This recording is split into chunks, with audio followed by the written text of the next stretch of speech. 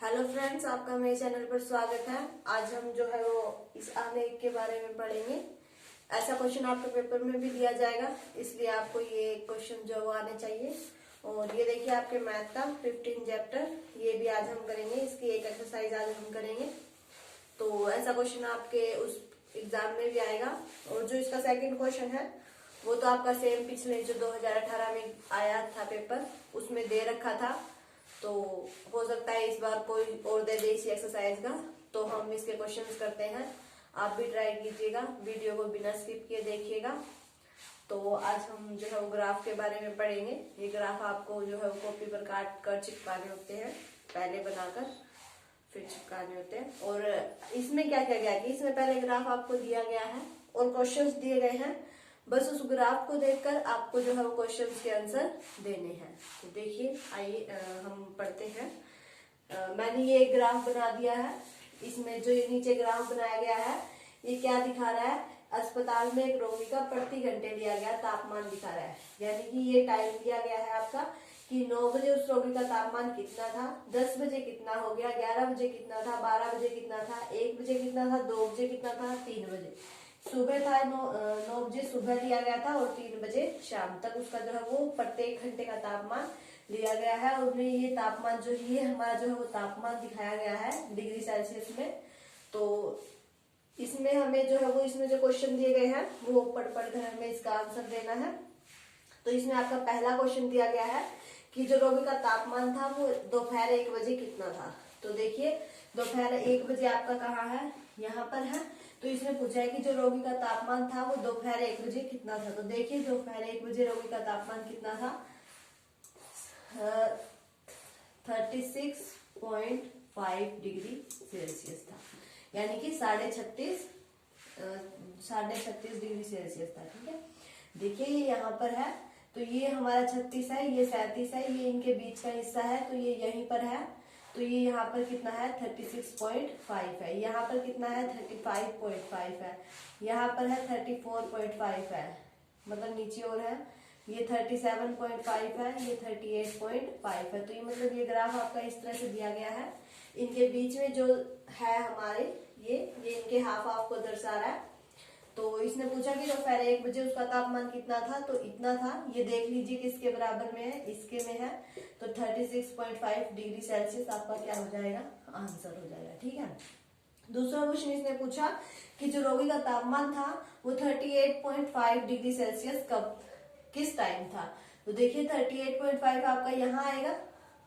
तो इसे देखिए यहाँ पर ये आपका कहाँ जा रहा है? 12 बजे। तो हम इसका आंसर क्या दे सकते हैं कि जो दोपहर 12 बजे था तब हमारे जो रोगी था उसका तापमान कितना था? 38.5 डिग्री सेल्सियस था। तो इस तरह से आप जो है वो आपको इन क्वेश्चंस के आंसर देने हैं। आपका जो पेपर में दिया गया है उसमें सिर्फ आपको एक ग्राफ दिया गया है और सिर्फ एक ही क्वेश्चन पूछा गया था कि 2004 में और 6 में बिक्री का अंतर कितना, शायद ऐसा ही कुछ था।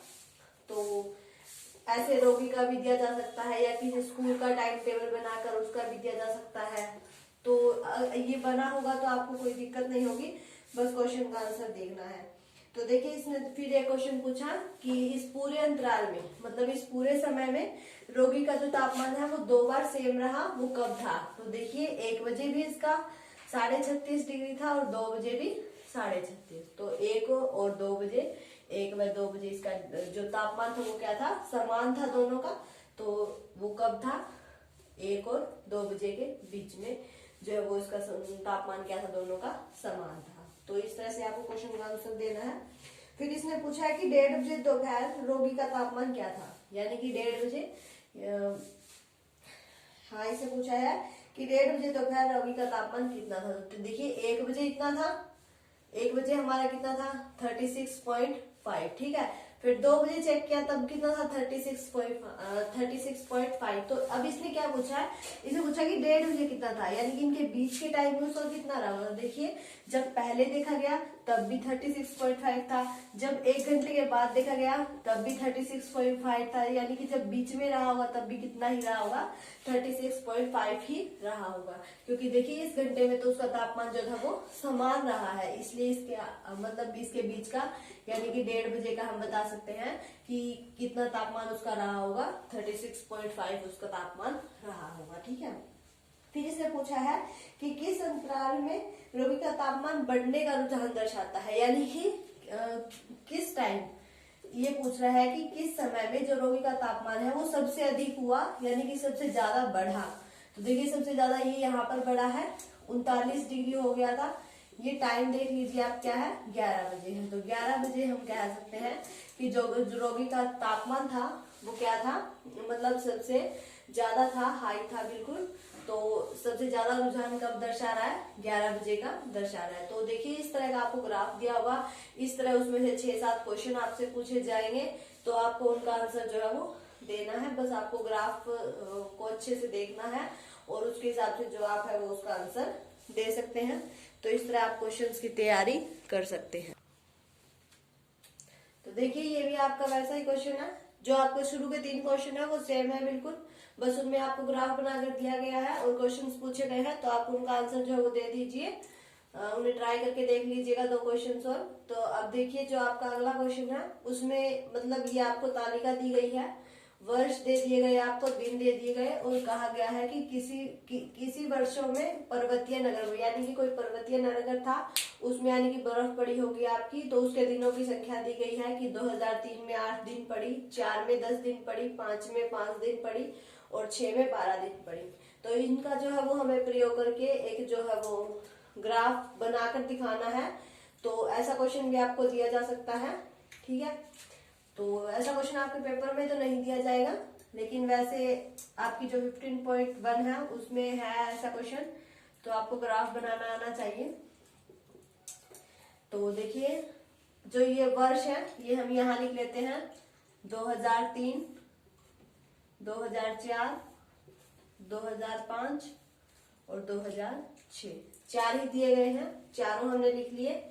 अब यहाँ पर हम दिनों की संख्या लिख लेते हैं, यहाँ पर हमने क्या लिख लिए, वर्ष लिख लिए, यहाँ पर हम दिनों की संख्या लिख लेते हैं। तो आप यहाँ पर लिख दीजिए साथ साथ, ताकि जो आप ग्राफ बनाएं तो क्लियर हो जाए। तो यहाँ पर हम जो वो दिनों की संख्या लिख लेते हैं। देखिए यहाँ पर दिया गया 8, 3, 10, 5 और 12। तो हम इन्हें इस तरह से तो नहीं लिख सकते कि सीधा यहाँ पर 8 लगा दे, यहाँ 10, यहाँ 5 और यहाँ, इस तरह से तो हम ग्राफ नहीं बना सकते। वो तो देखिए आपको कोई मतलब पॉइंट लेना होता है, या तो आप सीधा यानी कि 12 तक है तो आप 1, 2, 3, 4 मतलब पूरी 12 तक लिखिए, या फिर आप यूँ कर सकते हैं कि आप 2-2 का गैप लेकर लिख सकते हैं। ठीक है, मतलब आपका गैप जो है वो सब में सेम होना चाहिए, 3-3 का गैप लेकर लिख सकते हैं। तो आपको जैसा ठीक लगे वैसा आप लिख लीजिएगा। अब हम क्या करते हैं, 2-2 का गैप लेकर लिख देते हैं। ये यहाँ पर 2 हो गया, ये 4, ये 6, 8, 10, 12। ठीक है, 12 तक ही है, और ज्यादा हो तो आप यहाँ 14 ले लीजिए। ठीक है, और इनके बीच में क्या है, यहाँ 3 हो गया, यहाँ 5, यहाँ 7, 9, 11, 13। तो ये इस तरह से इनके बीच का दिया गया है, यहाँ 1 हो जाएगा। ठीक है, यहाँ 0 होता ही है। तो देखिए ये मैंने पैटर्न तैयार कर दिया है। अब हमें सिर्फ इस पर ग्राफ ड्रा करना है, वो देखिए कैसे करेंगे। इसने क्या कहा है कि 2003 में 8 दिन, मान ये 2003 का दिया है इसने, ये 4 का दिया है, ये 5 का और ये 6 का। तो पहले इसे कीजिए 2003 में 8 दिन, तो ये 2003 है हमारा। अब दिन इस ऊपर की तरफ है, तो इसे देखिए ऊपर की तरफ हमारा कितना हो गया, 8 दिन। तो यहाँ पर एक बिंदु ड्रॉ कर दीजिए ताकि आपको अच्छे से क्लियर रहे, कहीं कंफ्यूजन ना हो। तो ये देखिए 2004 में 10 दिन, तो ये 2004 है, इसका जो आप सीधा लेकर जाएंगे तो 10 दिन है, तो वो हमारा यहाँ आ जाएगा। ठीक है, यहाँ आ गया। फिर 2005 में 5 दिन, तो देखिए 5 दिन वो है वो 4 और 6 के बीच में आएगा 5 दिन। तो 2005 में हमारा 5 दिन जो है वो यहाँ कुछ आ जाएगा, मतलब यहाँ यहीं आएगा, थोड़ा नीचे आ जाएगा। ठीक है, मतलब इसकी इस लाइन में आप ग्राफ बनाएंगे उस पर आपको दिक्कत नहीं होगी, उसमें आपको जो है वो खानों में दिया होगा, तो आप सीधे सीधे जो है वो जल्दी जल्दी भी बना सकते हैं, कोई दिक्कत नहीं है। तो देखिए 2006 में 12, तो ये 2006 में 12 हमारा यहाँ से आ जाएगा 2006 की सीध में। तो ये आपका जो है वो बन गया। अब आप सोचेंगे कि नहीं मिलाएं कैसे, तो देखिए आप इसका ग्राफ ऐसे भी ड्रा कर सकते हैं। ये आपका इस तरह से बन गया, ठीक है।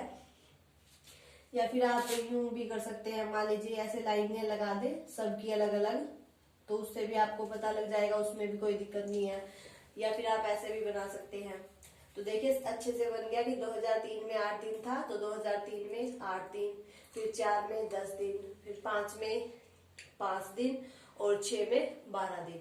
तो इस तरह से आपका जो है वो एक ग्राफ बनकर तैयार हो गया। अगर देखिए आपको तालिका दी जाए, उसमें वर्ष और दिन दी जाए, तो आप उन्हें लिख लीजिए और फिर ग्राफ ड्रा कर दीजिए, आसानी से हो जाएगा। आपकी ग्राफ बुक आती है, उसमें तो आपको बिल्कुल भी दिक्कत नहीं होगी, उसमें तो आपके खाने भी बने होते हैं, तो आप उन्हें आसानी से कर सकते हैं।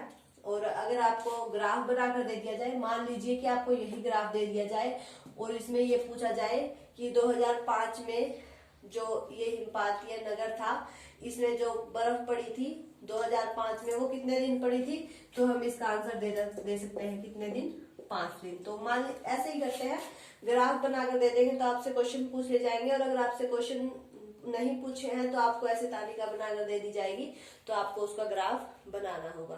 तो 15 में आपके जो है वो ऐसे ही क्वेश्चन है, आप इन्हें ट्राई करके देखिएगा। तो देखिए एक आपका लास्ट क्वेश्चन है, वो इस तरह का है, वो थोड़ा अलग है। उसमें आपसे क्या पूछा गया है वो बता देती हूँ।